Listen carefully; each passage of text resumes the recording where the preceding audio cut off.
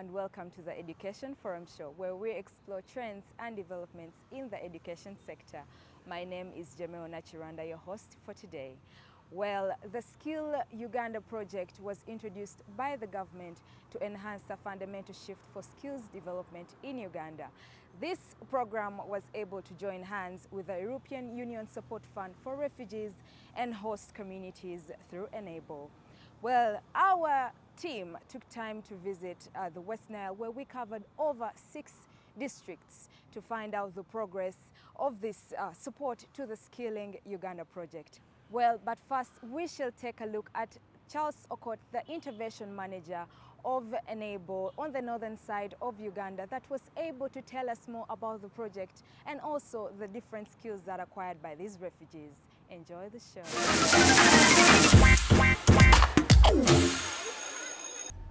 The project that we are talking about, that is the support program for refugee settlement in northern Uganda, is funded by the European Union Emergency Trust Fund.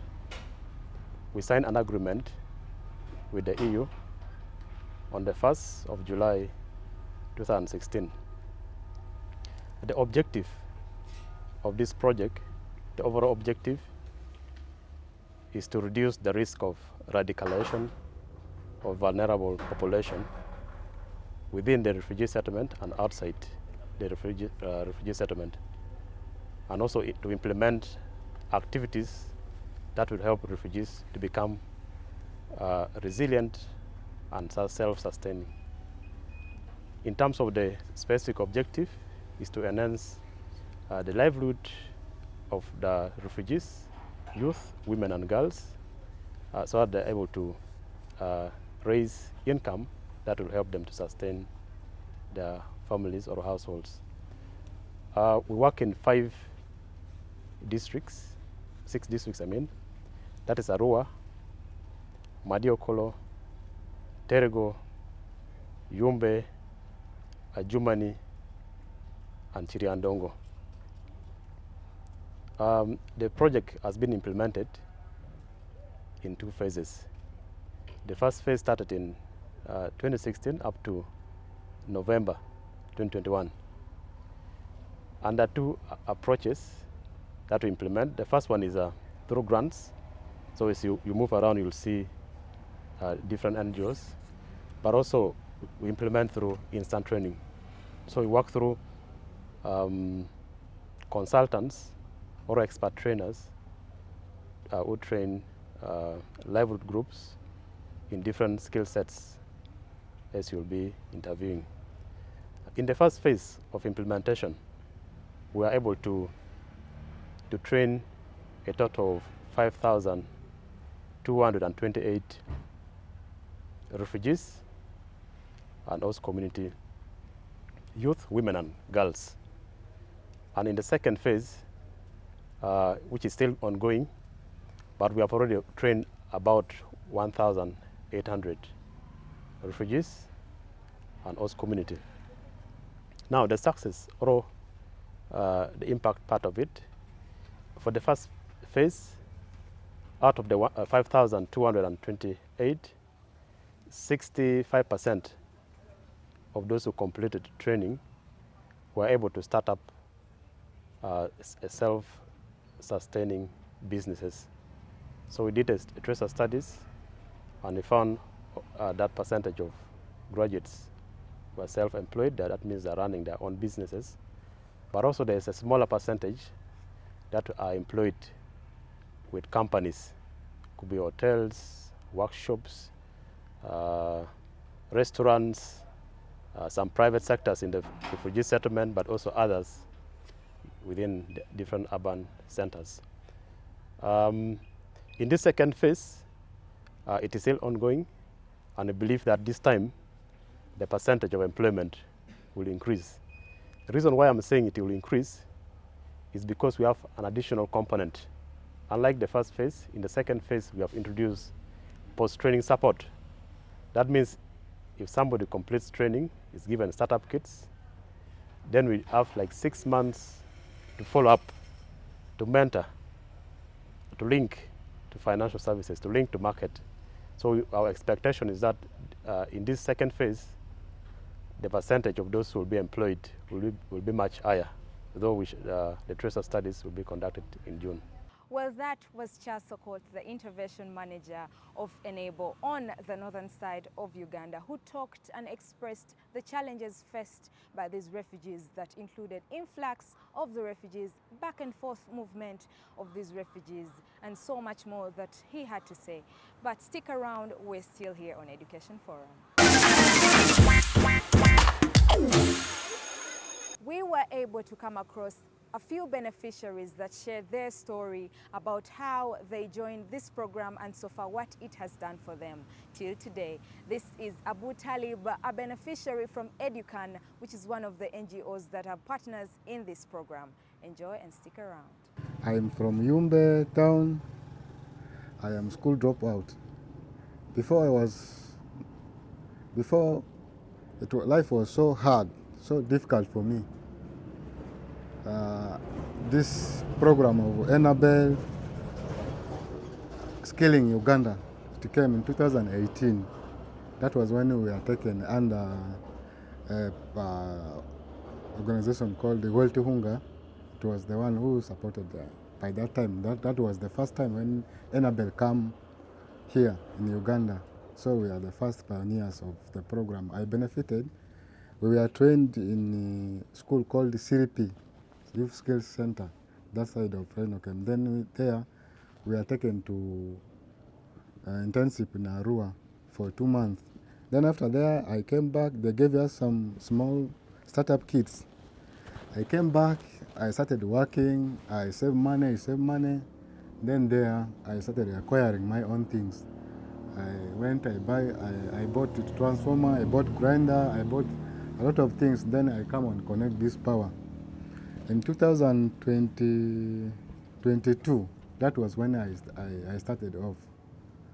I started working. Now I have employed some people. Now they are also working for me. I pay them money. Then after there, also my brothers from also Educan, they come and they bring for me also some trainees. I train them here like 2 times now. First cohort, they have gone. Second cohort, I trained them also, they have gone. So currently, they also trained us. Well, I'm also a mentor. I'm also mentoring the groups that I've been training. They're in camp. There's some others in Kochi, others they're everywhere now. They're doing the same business, so I'm also supporting them in the same way. Pauli, she started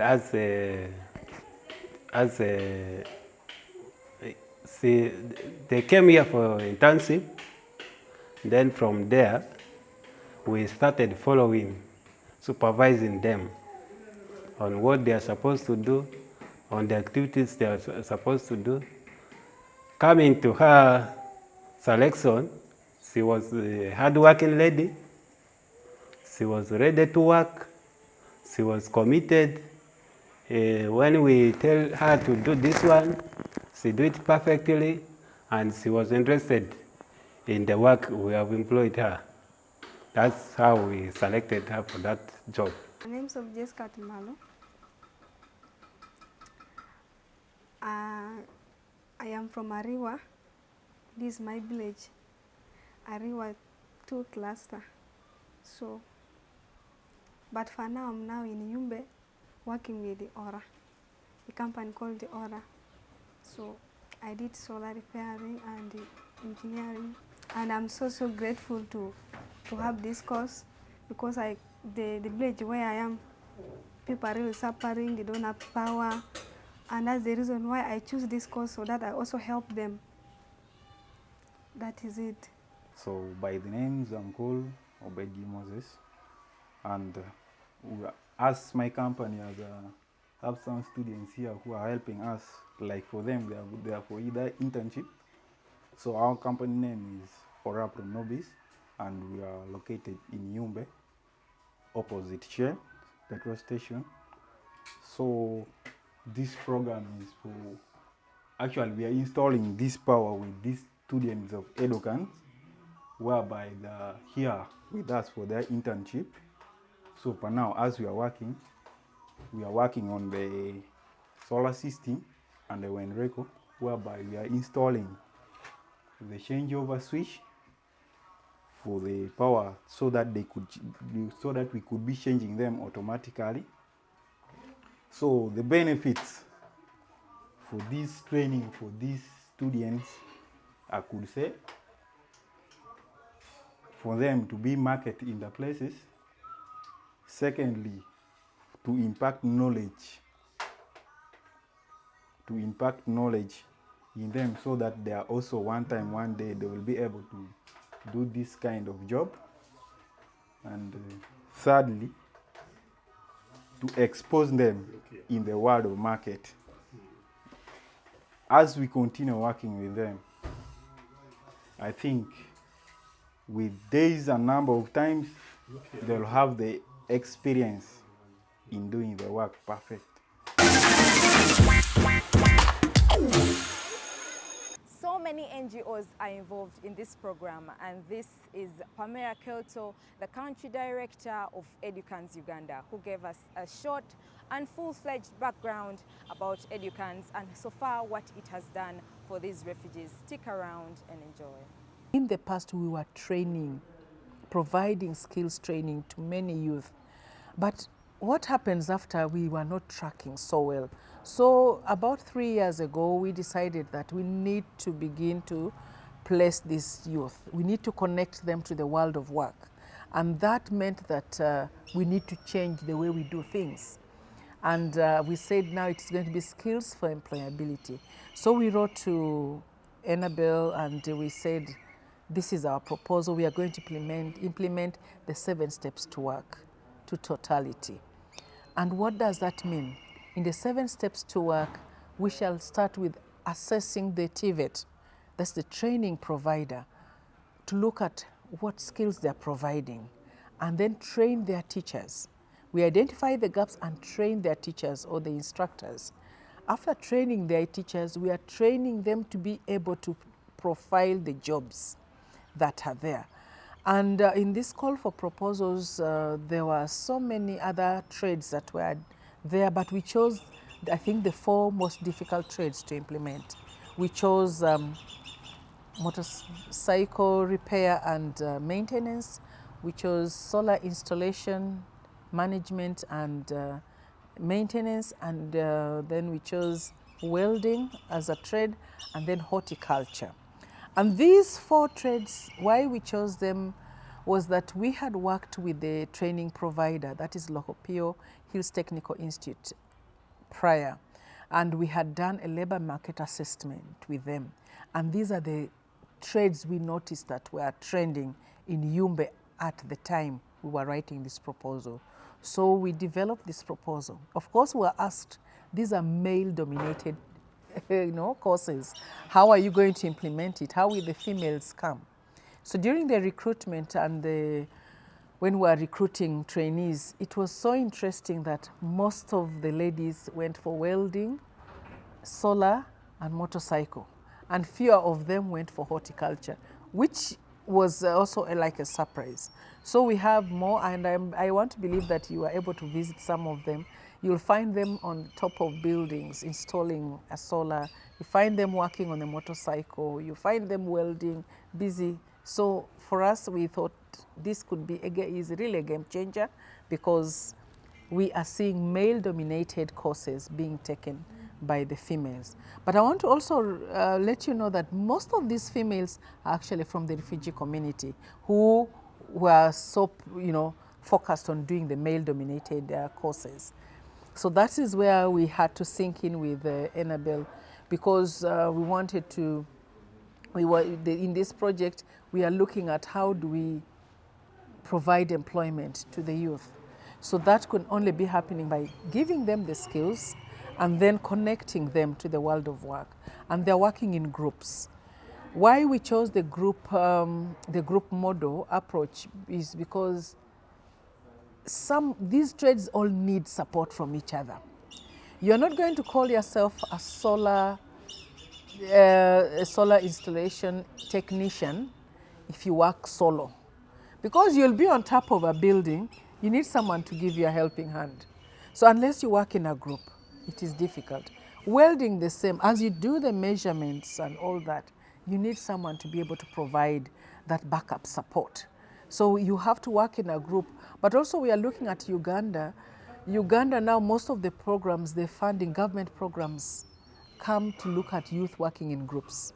The PDM, the youth livelihood is focusing on youth working in groups. So if you are working alone, where is your, could I call it the backup?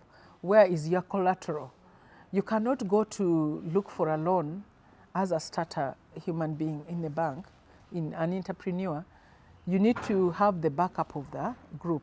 Even the registration becomes easier when you're working as a group, because the group becomes a collateral for each of the members that are there.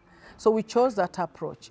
And we've been working now, that is where I was saying, to call Enabel our donor sometimes is difficult. As in partnership, we've worked very closely.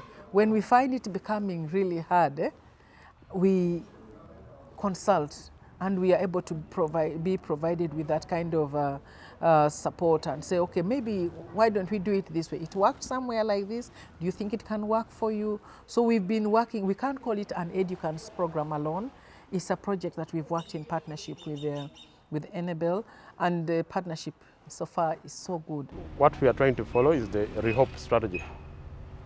There's a strategy that was developed in 2016 by OPM and other partners, which clearly indicates which percentage should be given to refugees and which percentage should be given to the host community. So we are following the 70-30%. 70% of the target beneficiaries are refugees, and the 30% are host community. So our selection criteria takes keen interest in those percentages. In terms of demand, that is like a drop in an ocean. Actually, even if it's 5,000, but actually there are millions of refugees within the country. So what we try to do is that we actually prioritize those who are priority, those who should have been supported first. I know there are very many of them that should be supported. We do a joint selection process in the different districts where we operate, where different stakeholders like OPM, some representatives of the district, representatives of refugees, representatives of partners, NGOs, come together and forms a selection committee.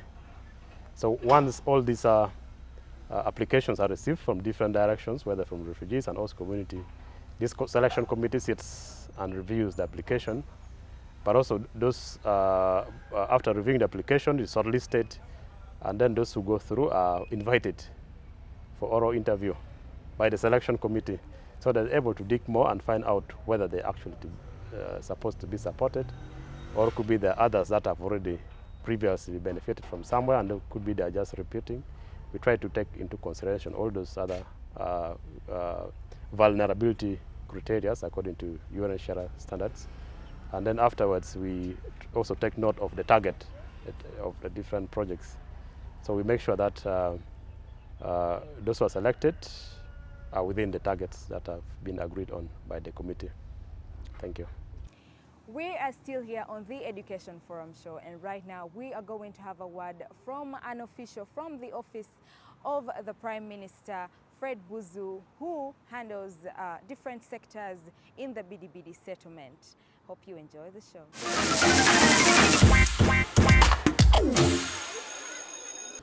Enabel has been working in the refugee settlement, and one of the key sectors that they have been supporting is education, skilling, let me say, which falls both in education and livelihoods. And they have done this in partnership with Educans, and also working with some of the existing institutions, Ministry of Education and Sports institutions. And this, they have also partnered with local PO Technical Institute to provide skills for both refugees and the host community.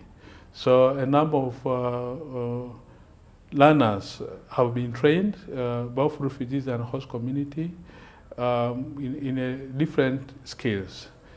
This was mainly in 4 trade areas: horticulture, welding, motorcycle, and solar repairs. So these have been the areas where they have been training the participants, and also they have been working with the private sector. For instance, the businessmen who are in town, who work in some of these trade areas. We have a number of people who have like welding, who have opened up a welding workshop. There are those who are in agriculture. We have companies who are dealing in solar. And this partnership has helped in the way that these skills, after doing the practicals and also theory in these institutions, they are able to practice with this other private sector. So this has been one of the key projects that Enabel has undertaken in Bilibili refugee settlement together with the educants. And there are a number of learners, I think over 400, who have benefited from this.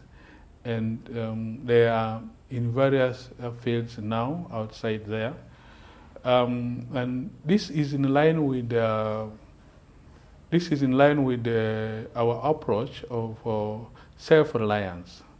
And this self-reliance in a sense that they are able to support themselves, they are able to support their families. Because of this case, they are able to find something to do, create job opportunities, and also employ others, and able to support either their siblings or their families with the little money that they are earning from the works that they are doing. Also, when you look at it in terms of integration, integrating within the community, we focus the social integration, we look at the economic integration. So when it comes to economic integration, because they have some skill that they can use to earn a living, they are better off to use this skill to survive on their own in the communities, even if they are not being supported by the other partners as well. The Skills Uganda project was able to partner up with so many NGOs, which included Veltunga, and this is Joseph Anthony, who gave us some more clear background about the organization and the so many skills they train the refugees. Take a look. We had youths that we are training with the Enabel. We started this activity last year around November, September, November, October. We are training 450 youth together, both in the skill center where we are placing the youth for training, but also training them, placing them in the apprenticeships, where we are annexing them to the private sector and in the training. There are 2 types of trainings that we are doing. The first one, that is in the skill center. We are doing those youths who have not attained any skills training before. We put them there for 6 months. We deploy them for industrial training for 2 months, and then they are good enough to go after being given the startup kits. But there are those youths who have been trained before, but for one reason or the other, they were not able to do an activity, probably because they had a skill gap from their trainings. So we pick them as well. We map out those youths, attach them to the private sector, and then they sharpen their skills on a particular area. For example, if it's a tailor, and he says that I'm not able to sew very well because I lack this skill. I didn't get this skill properly. So identify the skill gaps that are there. We attach them to the private sector in the city, here, and then they go through that. Usually it takes 3 months for them to perfect on the skill that they lack. After that, sometimes we give them the booster kits so that they can go back and then practice their skills.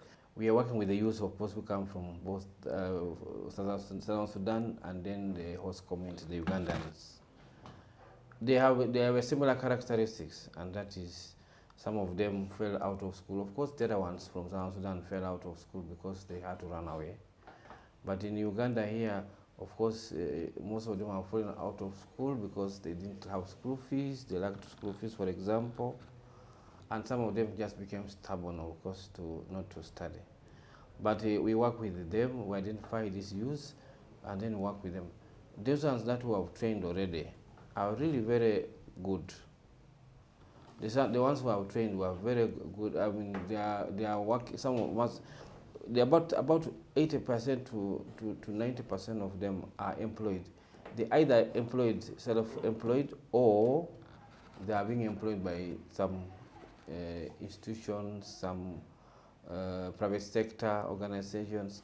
Because now, when you are training these youth, there are two reasons why objectives. One, we train them in such a way that they are able to get employed. Two, we train them so that they are able to use their skill to be able to employ themselves. So either sides is good for the youth. Either they get employed by the private sector or they start their own businesses. And I think the training that we have offered and the lots that we have trained, we have realized that when you do the tracer study is when we follow them up to find out where they are, what they are doing, how they're faring.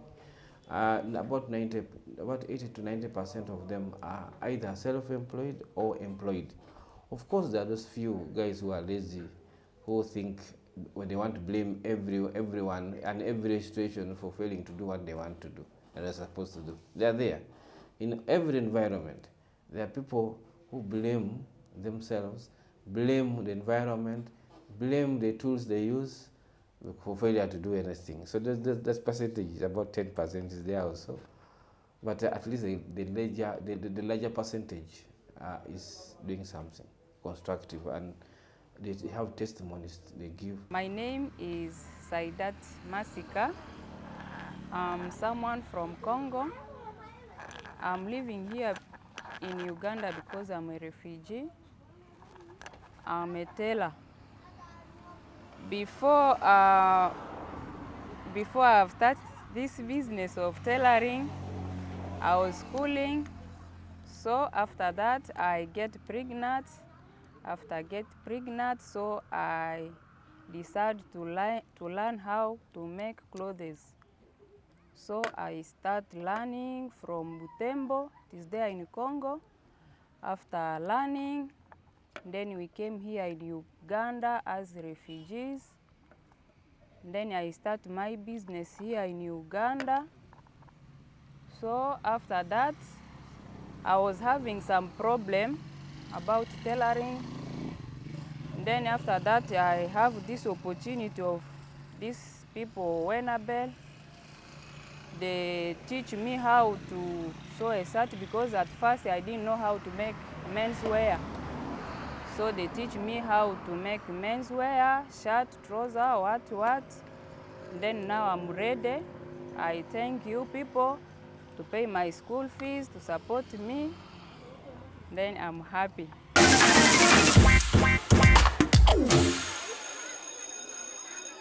Horticulture is one of the occupations that are carried out by other beneficiaries.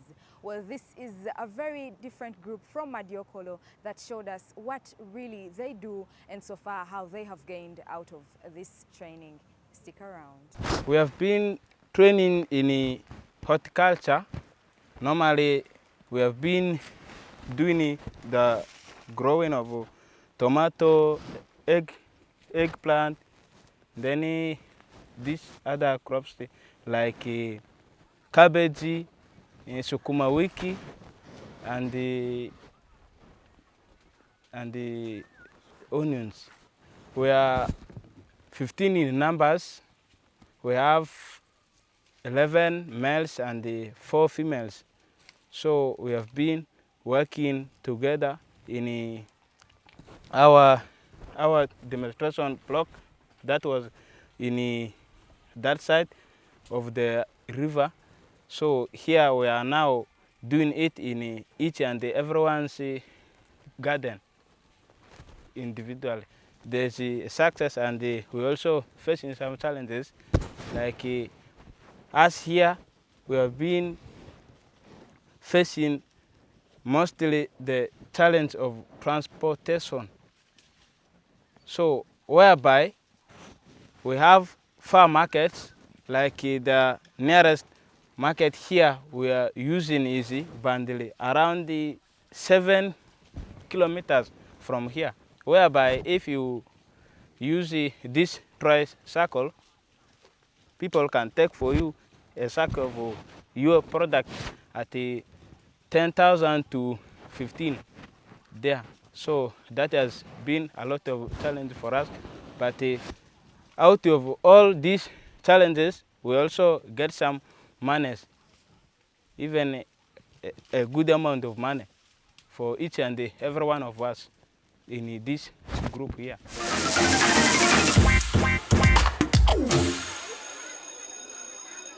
You are still watching UBC TV, and we are still here on the Education Forum show. We are still exploring more of the Skills Uganda project, and right now we are going to Terego, where we were able to talk to the principal that took us through the procedure trainees go through in order to acquire these skills. At the Skills Center, we train both refugees and the host. Why we train them together, we coexist, because the land is given for the refugees by the nationals, so we bring them together as one body. So basically that's what we do at the Skills Center. And we source them within the community, and the youths that we train are nationals from Uganda, then refugees from Congo, and some refugees from South Sudan. The sourcing is we advertise for the positions, then they apply. We go down to the villages to look for the youths with the help of their leadership and the RWCs for the refugees. Then we bring them for the training at the Skills Center. Why I say we source, the Skills Center is a day training center. They move from their various places, from the different clusters, they come to the Skills Center. That's why I say we source. We go getting them from the villages. The different training institutions, but the other session is targeting the whole society within the refugee settlement. So I'll begin with the sessions within the different institutions where they're trained. So the first one is guidance and counseling. I think there's a lot of rigorous guidance process, especially at the start of the training, where it could be even the choices that I've made sometimes could be it's not aligned with their business ideas. So the counselors within those vocational institutions who sit could be in groups, or could be through assemblies, and talk to those who have already enrolled, yes, to make sure that they understand exactly what the choice they've made, and also could be what are the possible market opportunities that comes along with the different skills that are going to acquire. So by in the middle of the training, the trainees are actually able to make up their mind clearly on what they have selected, so that they're able to focus more within the course of the training. Of course, we may not be able to tackle all that, because somebody might have come because that's the only option they have. Yet could be, if they are given more priorities, they would have selected could be other things. Yeah, so but we try as much as possible to make sure that they better understand the scaling process and are able to develop their business ideas, so that after the training they're able to get self-employed. But the other external bit, which has a bigger audience, is we also do a lot of sensitization, awareness creation. Through radio stations, we're able to speak to the refugees and the host community. We talk about the importance of vocational education. We talk about the importance of self-employment rather than relying on aids. We talk about how sustainable they can become when they acquire skills, or they start up their own businesses. And perhaps we believe that through the message that we give through different social media platforms and also on radio stations, some few or some percentage can change their mind. Yes, but it's a process that needs to continuously be done throughout the project implementation.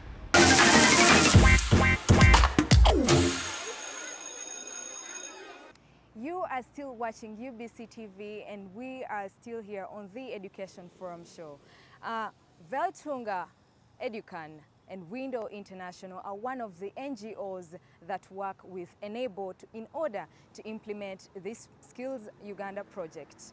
In Adjumani, we were able to talk to the manager of Window International, who took us through the refugee education. Let's take a look. Yeah, most of the participants, the trainees for this program, are young people who have dropped out of school.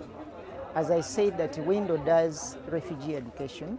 We do mainstream education, like children join from early childhood and go through the system. But there are those who cannot go through the system, who drop along the way.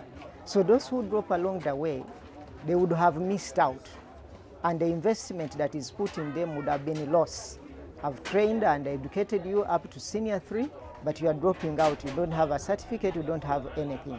You would ideally drop out. But with the Enable now, you have a chance to now get a hands-on skills. You get a trade, you train, and you are able to start a living. And for refugees, livelihood is one of the important things, because as you realize these days now, there's a lot of reduction in the supplies that they are getting. Therefore, someone who has got the skills is better placed to lead a better livelihood. Yeah, I think this is even a greater opportunity. It's like a second chance for girls, because we have girls who drop out of school due to different reasons. Some have got pregnant along the way, they will drop out of school, but with Enable now, they have a chance to come back. We encourage them that irrespective of what they are as girls, there is no limitation. We have now girls who are doing the electrical mechanics. They have joined electrical. We have girls who are doing hairdressing. We have girls who are doing mechanics. So yes, we have. And we encourage them as part of our organization values to embrace all gender, and empowering them to know that the fact that you're a woman, the fact that you're a girl, you have no limitation to achievements. So yes, we do. Now, incidentally, I can say that we have a plan. The plan is the one we have already got.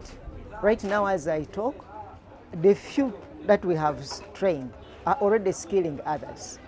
Just as you talk to them, you'll find that they have gone out, but they have brought in other people. They have taught them other skills. And as we go around to check on them, we are finding that they have imparted the skills that they got to others who are not part of our initial program. So our plan now is to ensure that those who have got the trainings, we don't just leave them, but we keep encouraging them, keep talking to them, and then they also bring in others. And in such a way, we are now expanding. Okay, I'm by the names of Onjima Cosmas, a refugee from Maji, under Jumani, registered under OPM, Jumani district.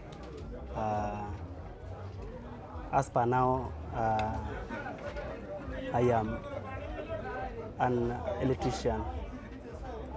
Ideally, initially I have the interest actually to be doing what as per now I'm doing, but I was not having that capacity.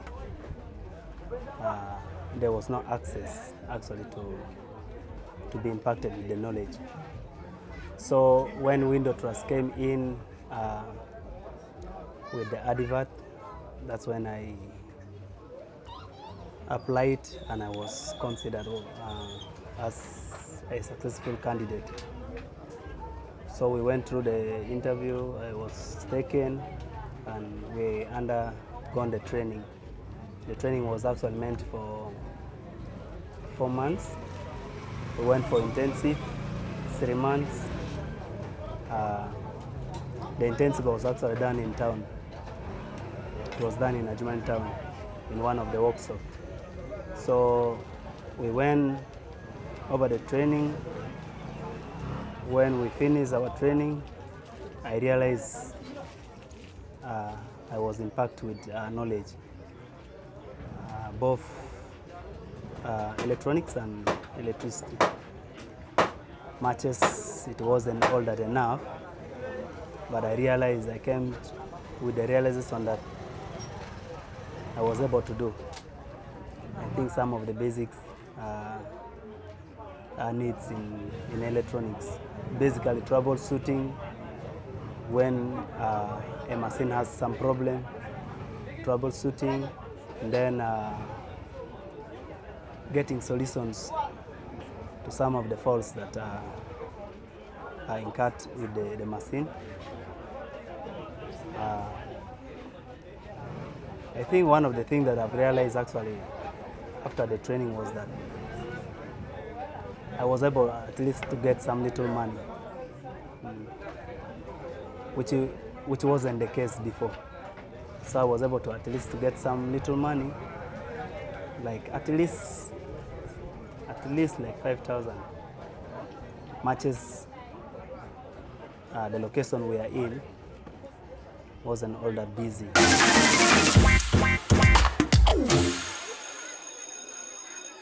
Assessing the trainees is very important in this project, which is why the Directorate of Industrial Training comes in to examine them and find out how ready they are to enter the labor market. Yeah, so far so good. We highly appreciate as government because the delivery of vocational training is very expensive compared to general education and compared to the other bit of technical education. Because with this kind of training, you do real life projects. For example, if it is to make a chair, you have to buy the timber, you have to buy the nails, you have to buy everything. You have to ensure that that item is produced, okay? Even when we are assessing, we look at the process and the product as well. So even the training as well is not based on models alone, it's also based on learners doing the actual projects. So it is very expensive to deliver vocational education and training. So Enable is doing a very big part to bridge that gap there. Because I remember a study done by World Bank, I think way back in 1998, they discovered that the delivery of vocational education and training is 25 times higher than the cost of delivering general education. And I don't know whether this will go on record, but I don't know how it will be taken, because that's why we have got very few government-owned vocational training institutions. The government vocational training institutions we have in Uganda can be counted to the tune of only 5, for example, not any more than that.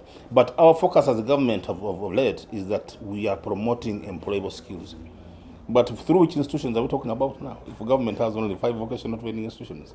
So with Enable, we conduct what we call formal enterprise training, formal enterprise-based training. We engage enterprises in the community, okay, in the private sector, okay. We attach learners to these enterprises, and the learners get hands-on skills, okay. And this is a very big step forward. It is a very, very, very important step in skilling Ugandans.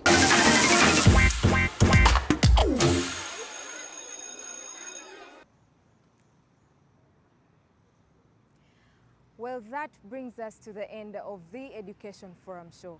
Our focus was on the support for the Skilling Uganda project by Enable. See you next time on the next edition. Bye-bye. Wow.